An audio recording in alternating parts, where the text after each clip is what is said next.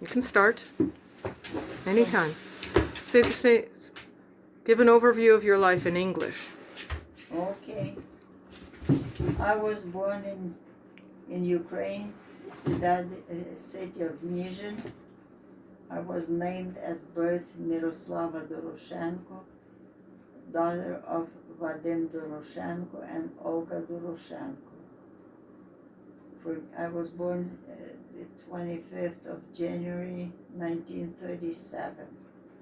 My family lived in Nizhyn just a couple of years, and before I could have any memories of the city, they moved into another city called Bershad.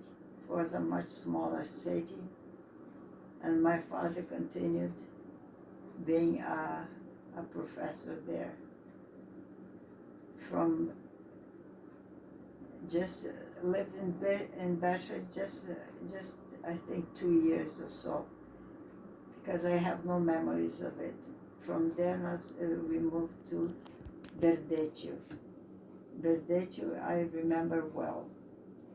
We lived there until my father was imprisoned and the war caught up with. The war started and the Germans took over the city. Then my mother felt safer. Can I pause just for a second? Sure.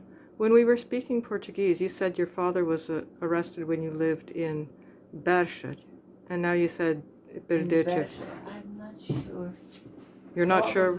Probably we went to Berdechev without him. Right. I'm not sure. I think that's what you said before, but I can't. I think he was arrested in Bershad.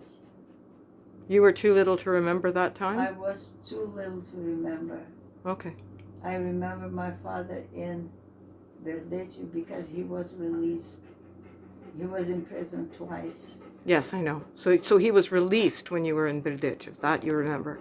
Yeah, so he was released when I was in Berdechev. I'm sorry for interrupting. Go. No, it's okay. Okay, go on. You're going to have what I remember. Yep. Okay.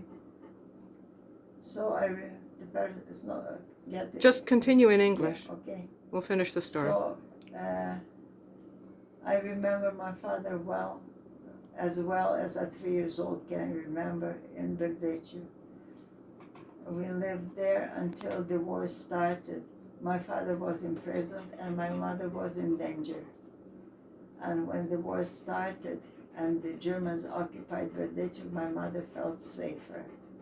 But when the Bolsheviks started advancing towards Berdechev again, she decided it was time to run. So we ran to Kamenets-Podilsky, where my grandmother, my father's mother, had a property and we had a place to stay. And the Bolshevik continued advancing. So she decided to run farther west. We went through a little city called Yarmolinci, where we stayed for a couple of months, and from there we went to western Ukraine, Dobromir. From Dobromir we kept running through Slovakia, a few meters of Hungary, and ended up in Austria. In Austria we stayed for about 3 years as refugees. And when the war was over and the refugees did not want to go back to Soviet Union, United Nations decided to do something about these people.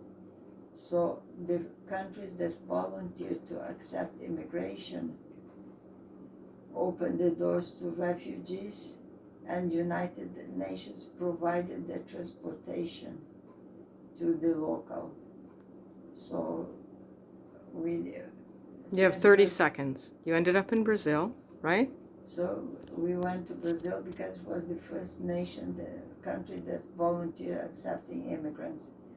And our transportation was made by United Nations. And now you live in?